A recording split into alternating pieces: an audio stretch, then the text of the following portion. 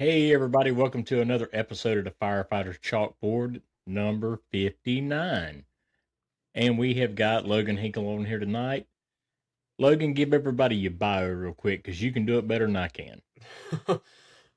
Man, I started in the fire service in early 2017 at the ripe age of 17. I went to the volunteer department, lived across the road from it, got in with them. A good buddy of mine I went to school with was older than me, was over there, and signed my paperwork the day I turned 18 and hadn't turned back since.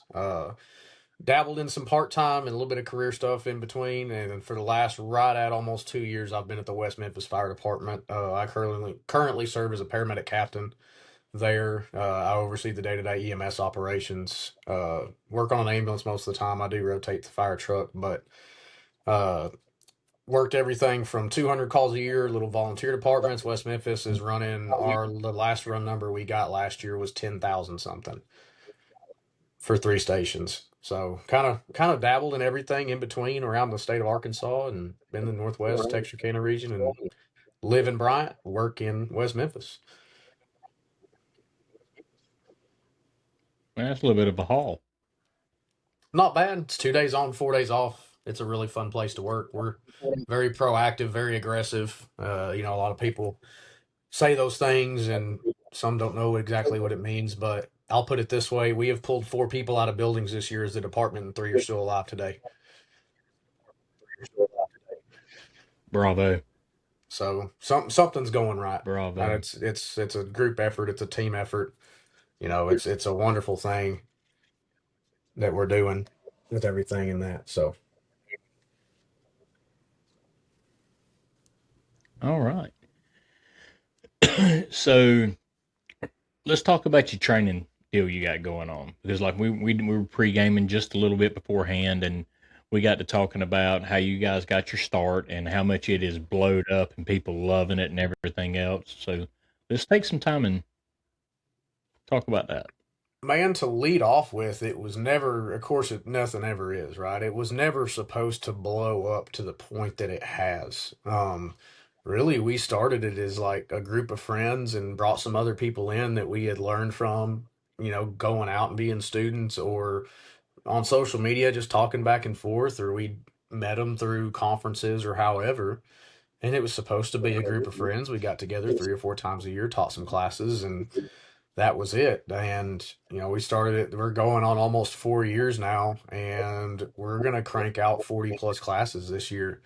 Most of those are smaller stuff. I do a lot of real small stuff for volunteer departments because that's our root mission, right? Is I want to be able to give back to the part of the fire service that built me to be, the little bit of worth of crap that I am today was running on a two-man engine company and fighting fire by myself for 10 minutes hoping and praying someone else showed up.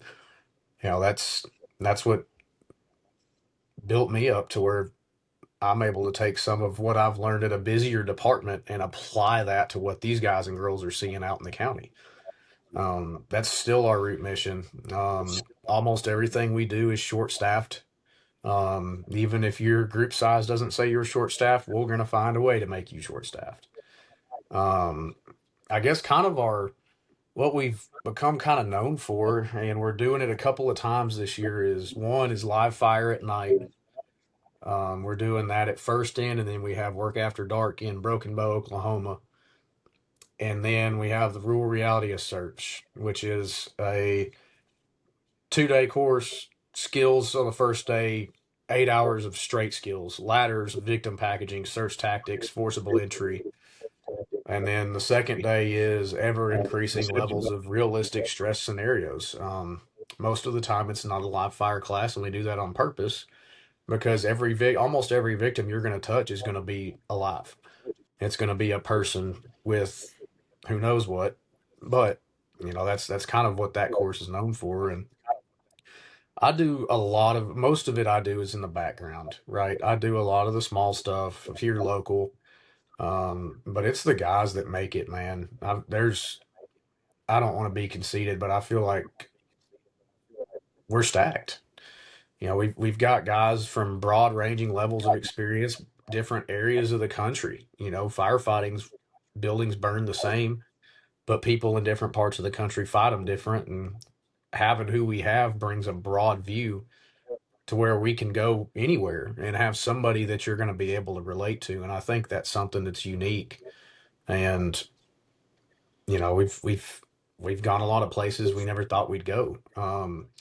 We went to Boise, Idaho this year. That was never that was never in the cards, but we're still students of the fire service. We're coming up to first in and doing that live fire at night, but we're going to be sitting in the classroom the rest of the week because I don't know if you've seen that lineup, but holy crap, that's a stacked crew, and it's the same thing at before the bell that's coming up.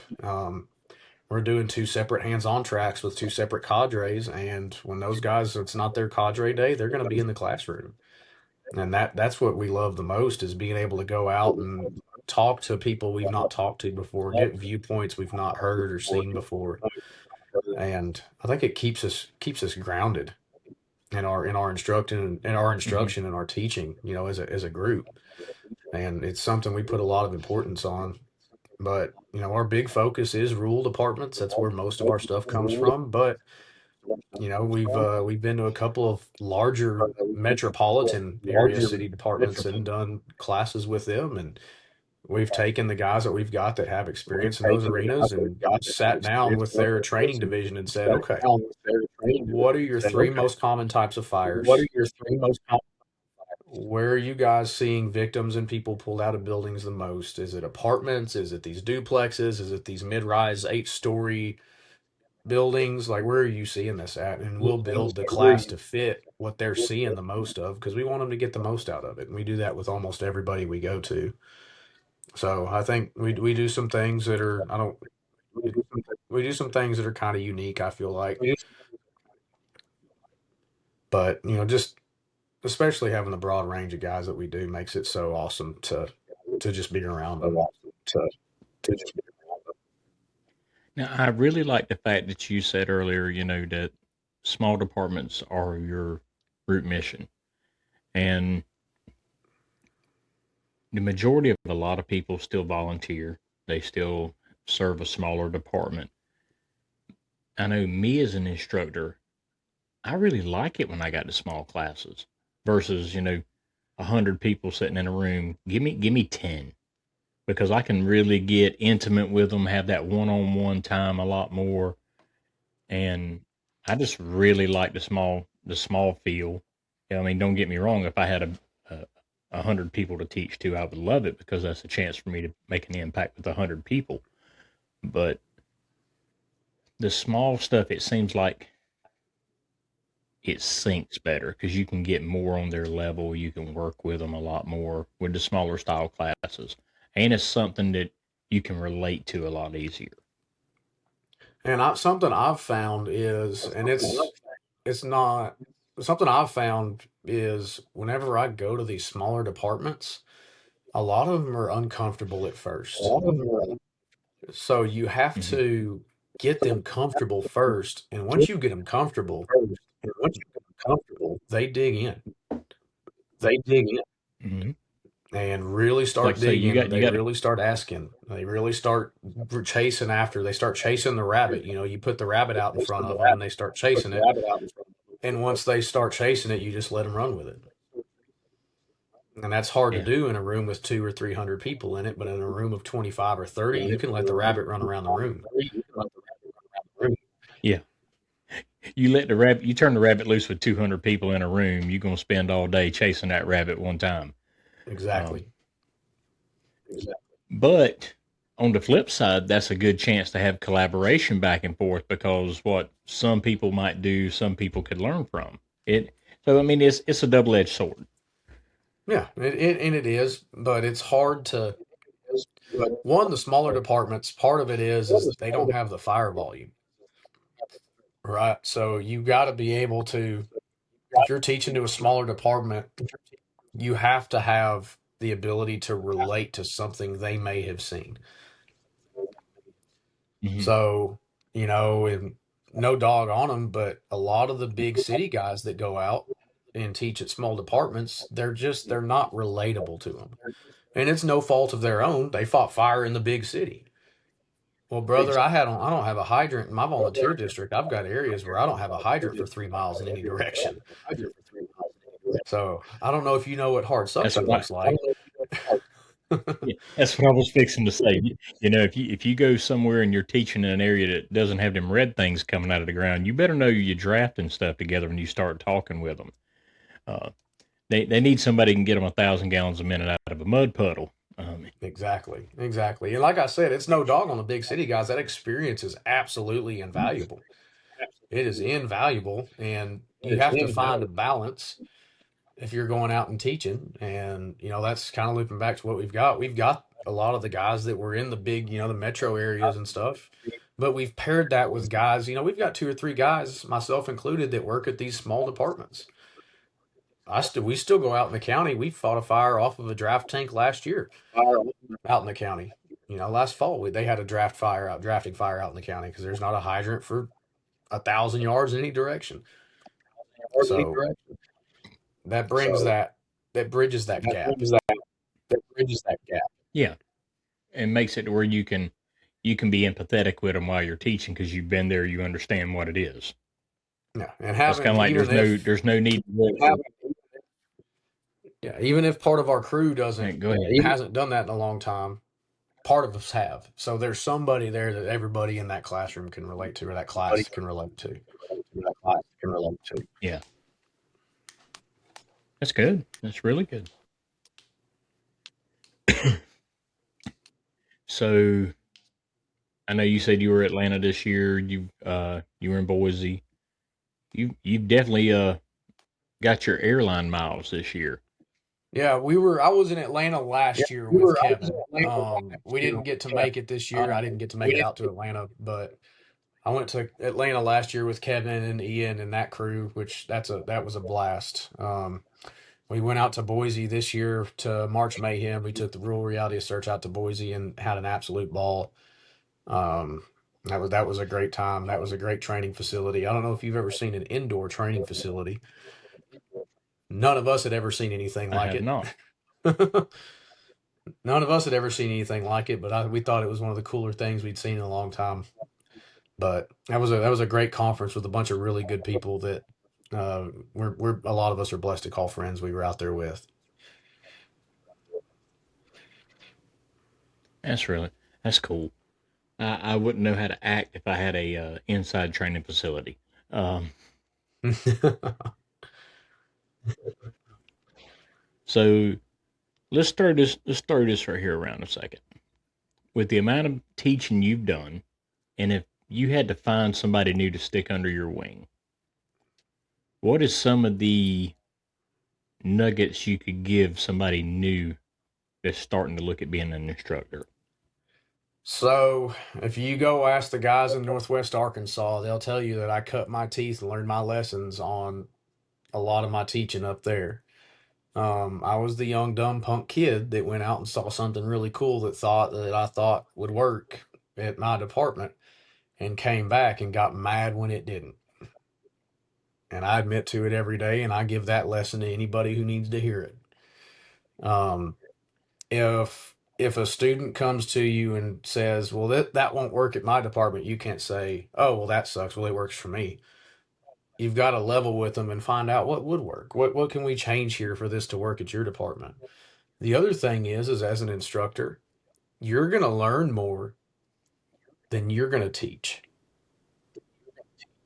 Mm-hmm. And that's an honest thing. You're going to learn more from these students asking questions because they're going to say, "Well, I've seen it this way." And you're like, "Huh? Let's see. Let show it to me." And you're like, "Holy crap. I've been doing it this way for X years, and that looks sweet. That looks smooth." It's stuff like that. You gotta everybody preaches humility. We've preached humility into a dead pile of horse bones. Honest humility is where it really comes in, right? You can humble pie Yeah. yourself into a pit, but it's honest humility that really comes in. And there's really not a way to really to describe it besides being honest with yourself. And part of that is being honest with yourself that you're never going to know everything there is to know about any subject in this job. You're not impervious to getting hurt or killed on a fire, no matter how much you know. The fire ground and the training ground both can humble anybody. The last nugget I give someone going out to teach is don't be afraid to fail in front of the students. It happens. It happens to everybody, and how you handle that speaks volumes to them. I'm a little dude.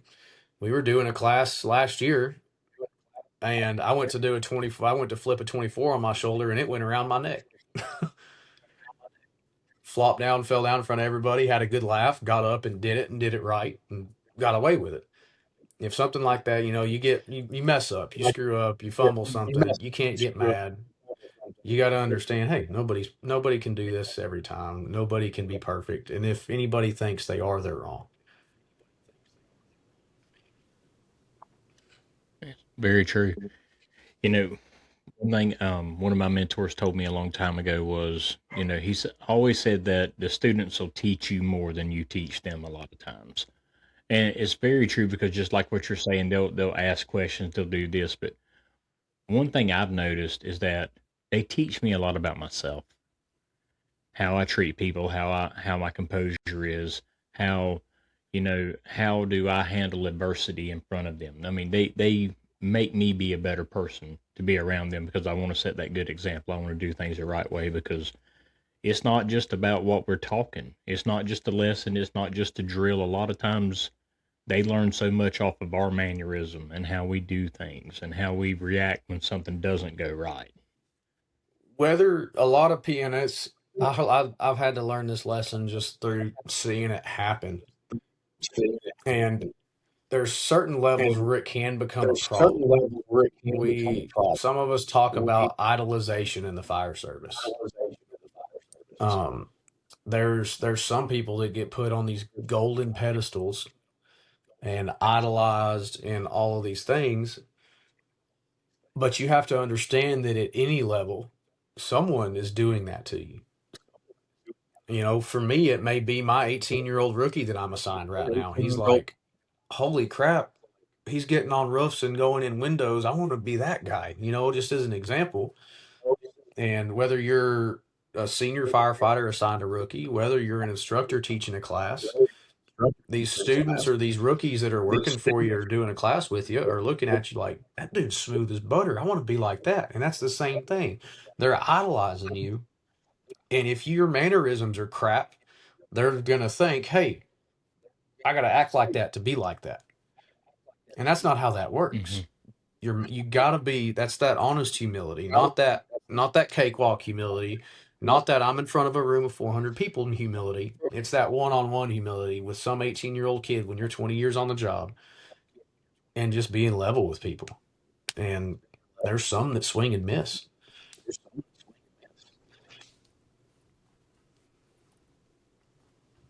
Yeah, I like the way you put that. I really do because sometimes a conversation on a ride back to the house means more than what you could in front of 50 people talking on a lecture. Exactly. Yeah. One other thing on the instructing stuff, and this is a lesson I'm still learning. Having an impact outside of your organization is exceptional. It's an opportunity that not a whole lot of people get to have, right? Hmm. What's more important to me is having the impact inside of my organization because of what I'm able to go out and bring back. Whether I'm going out to teach and sitting down and talking with guys at conferences, or whether I'm going out as a student because I'm getting to teach at this conference and I get to take two hands on classes because I'm in town, I take pride in being able to bring that back and the blessing that it is, and have an impact in my home organization where the people I work with, their families live there.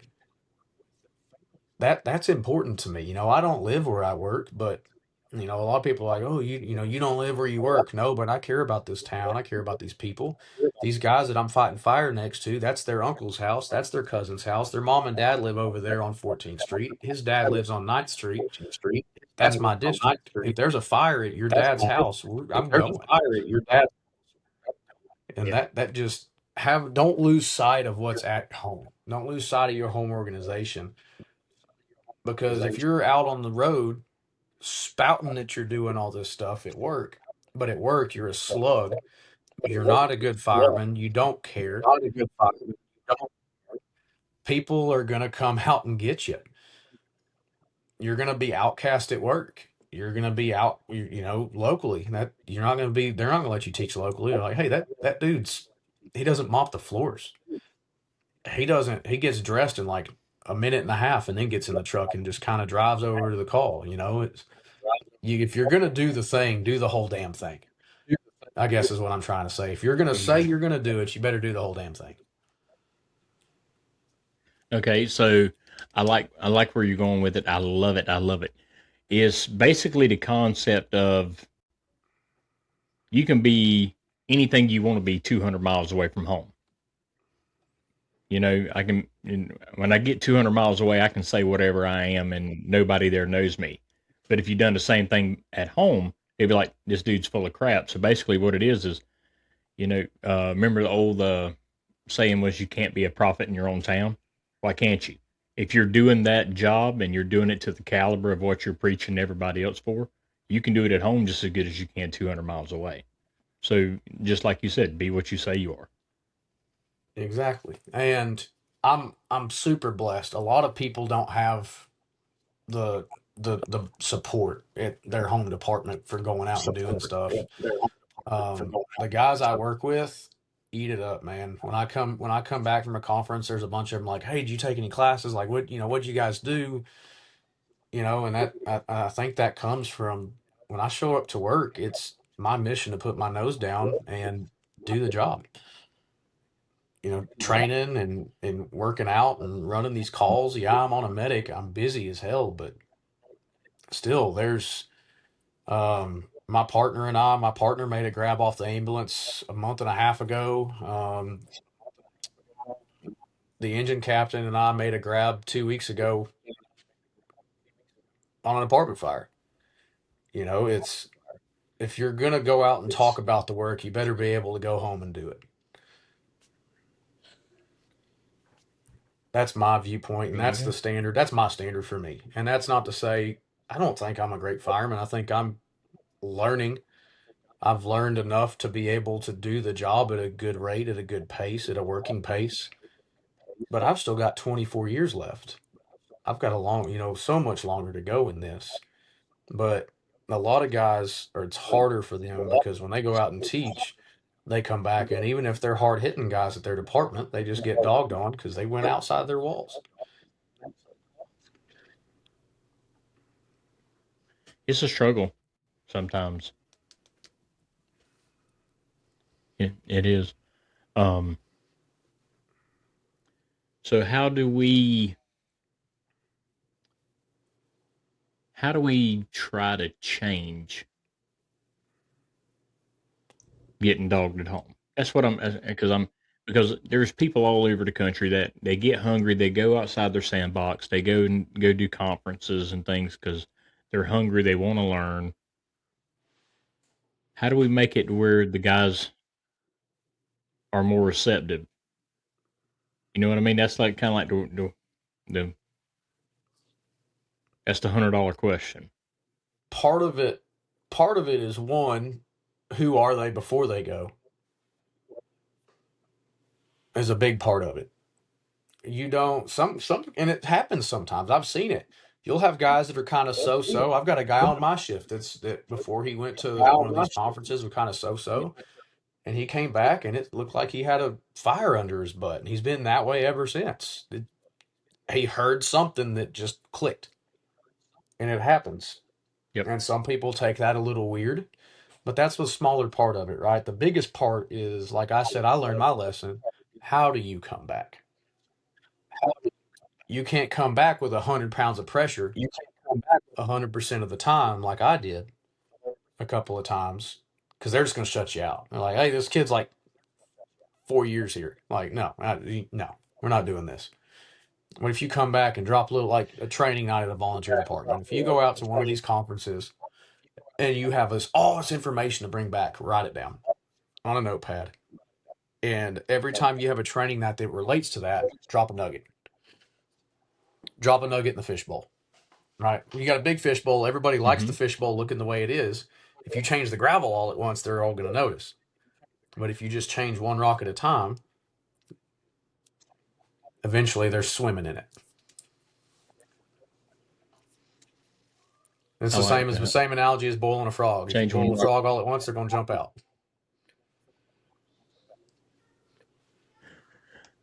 I like that. Boiling a frog. I haven't heard that one. I've heard, shortening the dog's leash, and but I like the fishbowl, especially with the fishbowl, everybody's looking, so you can even change one rock at the time when people are looking. I know, Exactly. like you were talking about. Last week, I actually got to sit in for one of Joe DeVito's classes, one of his tech classes, and I I took 4.5 pages of notes during his lecture in an hour and a half. I mean, and the first thing I did when I come back, because I'm working training, and the first thing I want to do when I come back, guys, come here, let me show you what I learned. And the difference is those guys are like, let's go into burn building, let's go see what it is, because they're receptive to trying to get any kind of thing they can, because all of us are on the same mission. The mission's to give as much information as we can to our students for teaching. So something else we learn is something else we can share. And I won't never forget it to the day I die. Every time I look at Joe, I'm going to start doing this right here, because one of the Yeah, biggest the things he gangster said grip. is, anytime you can be ghetto, hold that gangster grip, and that way you get a better view on the tick. And I'm like, I had never Exactly. heard it that way. And he's like, be a gangster. So, but I mean, just small things. That's a rock. That's dropping that rock in the fishbowl. That's the difference from this and this. But look at how much of a change it makes in the way things are done. Huge difference. Yeah. And if you, especially with departments that are so deeply rooted culturally in the system that they're in, if you come in and try to shock the system, it's not going to go well. Yeah, get a lot of pushback really quick. Exactly. So, and that's for any of these, any of these younger guys going out to these conferences. You come back with 100 pounds of pressure, they're not going to like you. Be strategic. Drop little pieces here and there. Ask it as a question. Make it their idea. That's really fun. If you make it their idea, it's even more Yeah, fun because then they're going to go trumpet it, and you're in the background knowing, oh yeah, we'll get it done. yeah. It don't matter. I mean, we still wanted to, we got what we wanted done, and it doesn't matter if it makes the mission go forward better. And if you drop a couple like that subtly, there's a good chance they might. Where'd you get that from? Well, I got this learned this at that last conference I was at. Really? Okay, let me go with you on the next one. I want to go down there with you. Mm-hmm. Get them curious and get them home, instead of coming in That's like a bull in a china shop where you learn something new. that's how it spreads, man. That's how it starts. And I'm a huge fan of big conferences. I'm a huge fan of FDIC. But the conferences that I see making the most impact with the traveling that I get to do and the people that I get to meet are these 2 day weekend 100 people or less conferences. They're small, Mm-hmm. and it's no shot at anybody, but they're small, they're affordable, they're still bringing some good people in, and it's not intimidating. FDIC for a small town volunteer, that's intimidating. They want to go look. We want to go look at the trucks and stuff, but oh my gosh, I don't. These guys are like FDNY, Baltimore, Miami, DC, LA. That is intimidating to a department, to a member of a department that runs 5 working structure fires a year. You know what I mean? Yeah. But if it's a conference 2 towns over that's $100 for the weekend with guys that they don't see on Facebook and Instagram and Twitter and FDIC flyers and all these things, it's not as intimidating for a lot of these people. And that's what we've seen going out and being instructors at these conferences is yeah, we're all over the medias and stuff, but just not as intimidating whenever you're at the smaller conference. And that gets people in, I can that see gets them that. in the door. that gets them interested, and then the ball rolls downhill. Hmm. And picks up speed when it's going. It's Exactly. just getting it started. Yeah. And a lot of times this, like you say, your students aren't going to be as intimidated. It makes them where they're more comfortable. They're more susceptible to learn. They're not worried about, hey, they're around a lot of people that they may know because it's the smaller things within driving distance, people they've met before. And it's not like them going somewhere and they don't know anybody except the dude they rode with. Yeah. And Well, then and you're at that's FEIC with 30 plus thousand people going through. exactly. And that's why a big part of our stuff is I'm able to take what we have and take it to the bay floor of your fire station. I've got props, doors. I can build. I've got a prop where I can build a 10 by 10 room with a 20-foot hallway off the back of it. And we can. I've got a window prop that ties into that. I can take this prop, put it in the bay floor, put a smoke machine in it, and congratulations. Now we're doing window initiated searches with extension in the hallway with no training building. No, because it's pre-built props, so it's really just fuel and food for the day. And now these volunteers aren't intimidated at all because they're watching their fire chief jumping in out of a window at their station Yeah. where they're going to run calls if a call comes in. And I've found that these they get so much out of it when they're there because they're comfortable when they show up. And that's, that's They're part home. of our big focus. That's why a lot of the stuff we do is smaller. We branch out with the bigger stuff a lot, but all the time going out and doing the small stuff.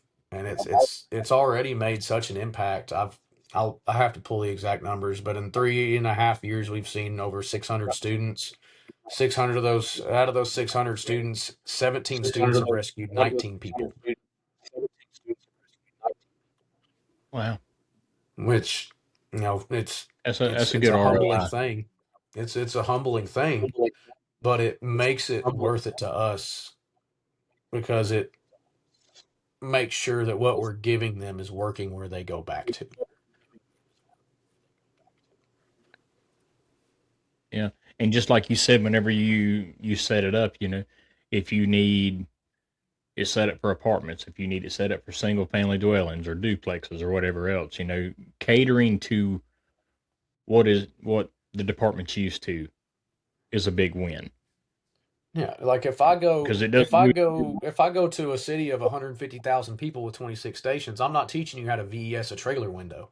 That's You're not doing that. I'm going to teach you how to throw a 35-foot ladder to the third floor and VES a third floor apartment with fire below it.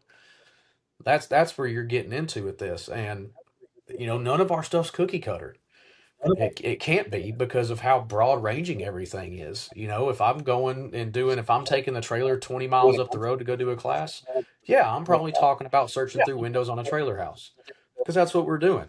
I fight fire here in Pulaski County whenever I'm not busy doing other stuff. And the last fire I had, they put a nozzle in a window and knocked the fire room down because one person showed up.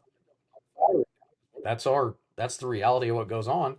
So if I go over there to them and say you need four guys on the hose line, you have to go through the front door, this, that, and it's not gonna do anything for them. Yeah,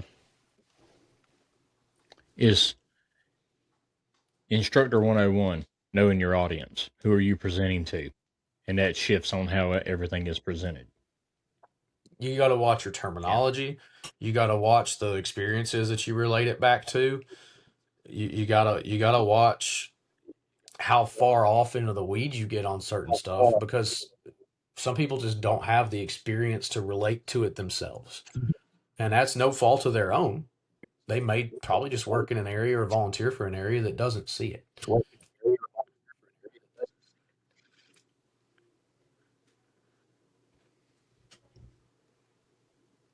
If I'm sitting here talking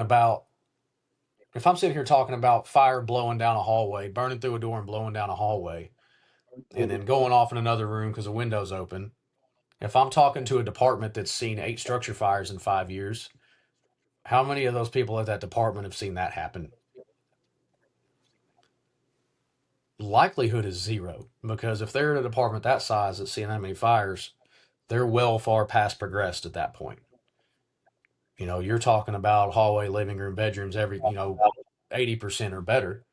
They're not going to watch the bedroom door burn through and fire come down the hallway on top of you with rolling smoke. They're not going to Yeah. see that. But at the same time, if we go to a large metropolitan style department, I say metro, kind of like suburban metro. If we go to a department like that, we're talking about trailer house fires and how they're brick ovens. Well, we don't allow trailer houses in our city. So I'm not sure how this relates. You kind of get what I'm getting at. Okay, everybody, we were a little sorry. We had a little bit of technical difficulties. Besides that, and Logan needed a plate of spaghetti. Uh, so we're on the back half of this podcast, and we were talking about, you know, we were talking about how you can change your delivery because of the department, making it what's familiar for them so they can relate to it easier and stuff like that. And that is a very good trait for an instructor to have. There's a lot of times I've been in classes, I know you've been in classes before, that that instructor's got that one way to present it because that's what they're used to, and they can't squirm from that. If you try to say, try to get them down a rabbit hole to go something, no, I'm straight to my lesson plan. I can't go from it, whatever else. This is the way I teach, so this is the way you're going to learn. And it's really hard to be successful that way as Not a only does it student have to or as be an instructor. relatable, it's got to be applicable. I don't Hmm. know if it caught it in the last half, but I'm going to use an analogy I've heard 100 times. I'm not going to go teach someone from the FDNY how to fight a fire on the 45th floor. But I also don't need somebody from the FDNY coming to show me how to fight a fire on the 45th floor, because I don't have a 45th floor. I've got like a 15th, right? And even you take that even further out into the county departments, the experience is applicable. But if we're getting down into the nitty gritty of firefighting tactics, a big department like that, where they don't have a whole lot of residential in the core areas where their busy companies are, what their experience isn't going to be applicable to that residential space. Now, if you're talking apartments, high-rise fires, hotel fires, stuff like that, absolutely. But what you're sharing not only has to be relatable, it has to be applicable to what they're going to be going and doing in the field, right? If I go to an apartment of 200 people and I say, well, at work, we roll up with two engines with four people on them and two ambulances and a ladder truck and a chief, and they're like, hey, man, we're lucky if Bob comes from home. Like, you know what I mean? It's even with that, I have to be careful. Even if what a little dude I am, I have to be careful with that, because go out to these small apartments. They're like, hey man, look, we've got like 7 people that can go inside and fight fire, and that's the reality of it. That is the rural reality for most of the country. Yeah. There in this, I would probably say there's still a lot of fire trucks that pump themselves sometimes. Casper is the best engineer I've ever had. He doesn't mess with my pressure. He leaves it alone. We're good to go. Yeah. So if there's anything that you could change in the way a lot of the smaller conferences are doing, and I'm not knocking any of them at all, I'm looking at it in the eyes of an instructor. If there was some advice you could give to the people that are putting these things on to help the instructors get more of an impact and stuff, what would you suggest?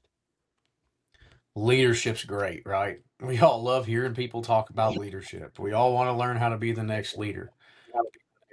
I'm more concerned about if you're able to fight fire. And now, that's coming from a fireman's level. I just recently made not even really a company officer level thing, but an officer. I've got people underneath me now and learning that as we go. But as a fireman, really, no matter what level I end up at in my career, my concern is going to be, do these people know how to fight fire? You can't leadership a fire into submission. You can't command a fire into submission if your people don't know how to fight the damn thing. It's not going to work. You can blue card this and SOG based that and policy this, but if your people can't execute on the fire ground, you're not going to put it out. You're not going to pull people out of buildings. You're not going to cut holes in roofs. You're not going to put water inside where it needs to go. Your ability to execute is what's going to save lives. I don't care how many leadership conferences you've been to. If your people and you can't execute on the fire ground, you've done nothing. All right. With that being said, I see too many conferences focusing so hard on leadership and they miss the firefighting. Brilliance in the basics is what makes us great. If you're not brilliant in the basics, if I'm going to use this as an example, if you're having to think about how to throw a 24-foot ladder off the shoulder, your chances of hitting a power line over your head just doubled. Because instead of looking up at your objective, you're looking at your shoulder, making sure it's right. You're looking at the ground and all this stuff. You missed power lines overhead, just as an example. Because you weren't brilliant in the basics of planning and throwing, now you've missed your overhead instructions. Maybe you planted too close. Maybe you planted too far. Now we're burning time because we have to adjust our placement. Little things like this is what makes the difference between brilliance and not. If you're doing a small town fire conference in an area where people don't get to see fire, they don't do it a lot, you can leadership your way through a lot of things. It's important. Volunteer fire service leadership is incredibly important because you have to have people to fight the fire. But you can have a roster of 200 people, but if none of them know how to do anything, you've done nothing for the people in your district. I would rather have 20 rock hard firemen that know what they're doing than have 200 that don't. So with these conferences, focus in hard on basics, forcing doors, throwing ladders, stretching lines. What's the quote from Andy Fredericks? Everybody knows it. As the first line goes, so goes the fire. I have his book before it got published by Fire Engineering. I have it after it got published by Fire Engineering. If everybody that's listening knows what I'm talking about, we know what we're doing. And then I've got it in a binder with 300 tabs in it with all these quotes and everything he talked about. If you're a rule engine company, core focus should be putting a line inside. Once you have the line inside, it should be occupying the searchable space that you've just begun maintaining, and now you're creating it. It's a whole chain cycle reaction, and it only takes 4 or 5 people to get it going. People underestimate their capabilities because they see all these cities with 20 people on scene. I've been to fires with, Ryan McCormick's a chief over here where I'm at, and he's big out and goes teaching a lot. We've fought a good amount of fire together. Ryan and I have seen fire grounds in this area with 10 people on them. The fire shouldn't have gone out, but it did because there were 10 people on scene that knew exactly what needed to happen, knew exactly how to do it, and executed. And the size of your department and the number of fires you run doesn't dictate that. It's how well you prepared for it and the mentality you have when it comes time for it. And you can influence that. If you've got a micro conference, you can influence that based on what you're marketing out for courses. If you're doing a conference that's going to have 80 people at it in a town of 6,000 people, you need one dang leadership class that the fire chiefs can go sit in and be alone. Everybody else needs to be training and hands-on stuff. Lectures are great. I do lectures all the time. Combine it if you want to, but you got to focus on the basics.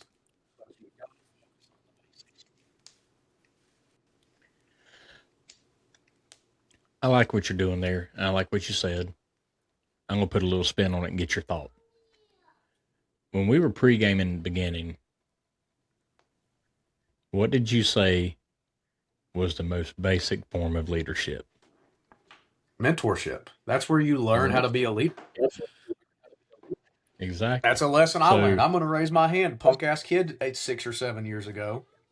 Now I've got rookies assigned to me on this ambulance for their first 6 months of their career. And brother, let me tell you, humbling experience.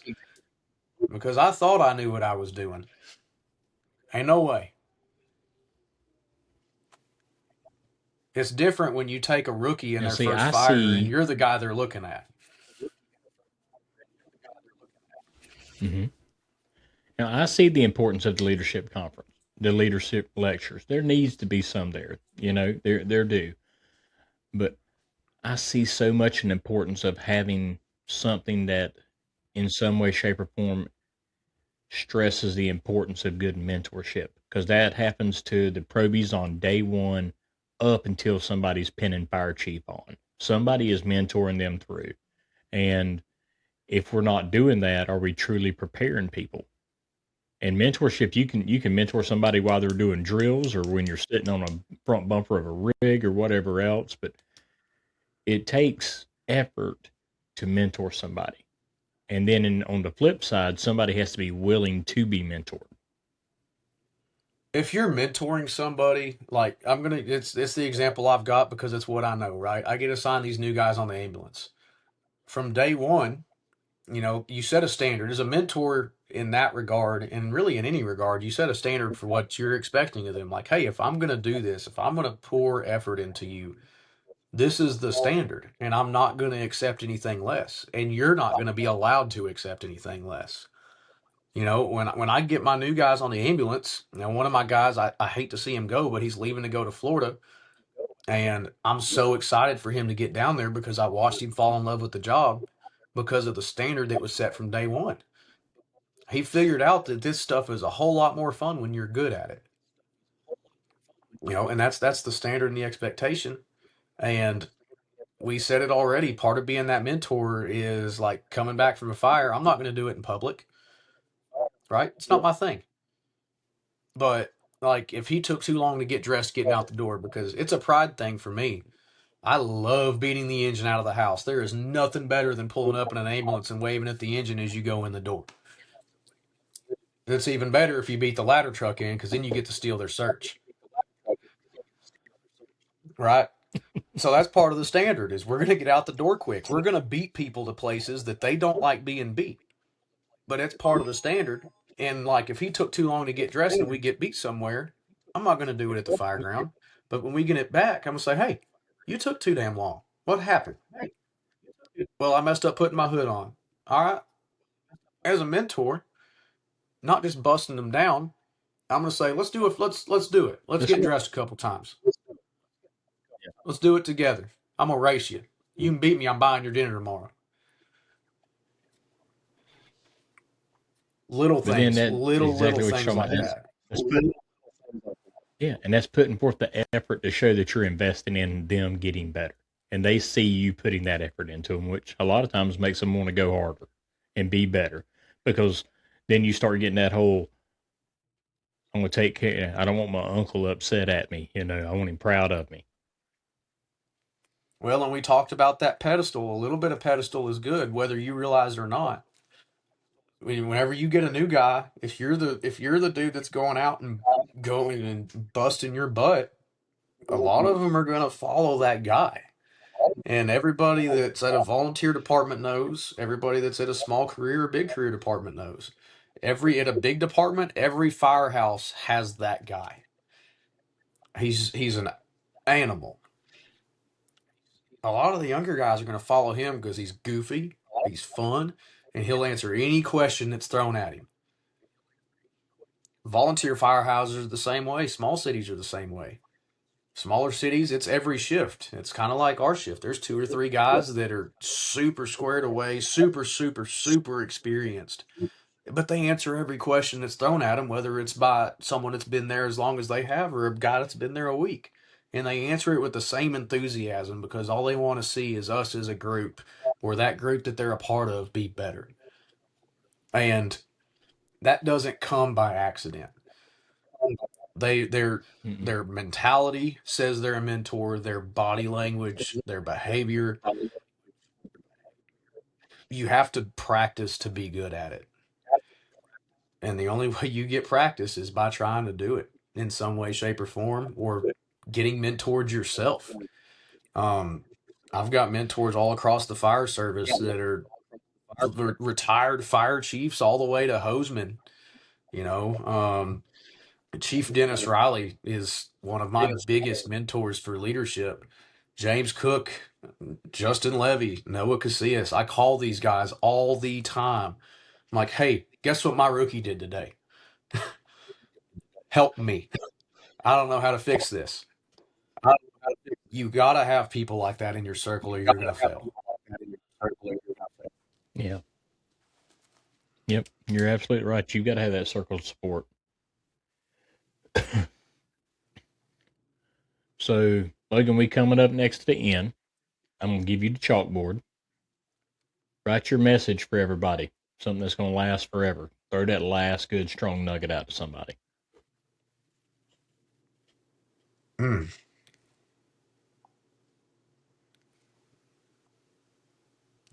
If you have the chance to change the course of someone's career, whether it's the biggest action you've ever taken or the smallest word you can say to them, don't miss it. That's to say, if you've got a young kid that comes up and asks you a question, don't blow him off. You may ruin his whole career. He may go, oh, these guys don't care. If a young kid comes up to you, that means he's watched you. He's seen you. I've been that young kid. I got blown off. I know what it did to me. If you've got a young kid or a newer guy that's to your department comes up and asks you a question, take the time to answer the question. And then keep answering them. And then watch what happens.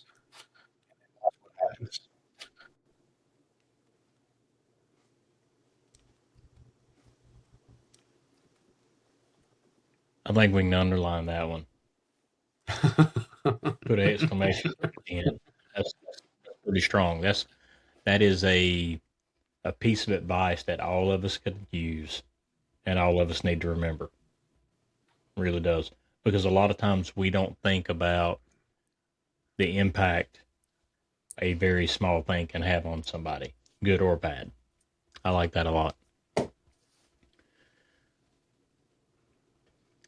Thank you so much for coming on with me tonight. Thanks for talking shop with me. And I greatly appreciate it. I appreciate everybody listening. If you've got anybody you want to come on the podcast and talk with me and everything else, somebody's got some wisdom they can share, reach out to me. Send me a message. I'll do my best to get them on. So until next time, it's Uncle Wayne. Stay safe, keep learning, and we'll see you the next time somebody steps up to the chalkboard.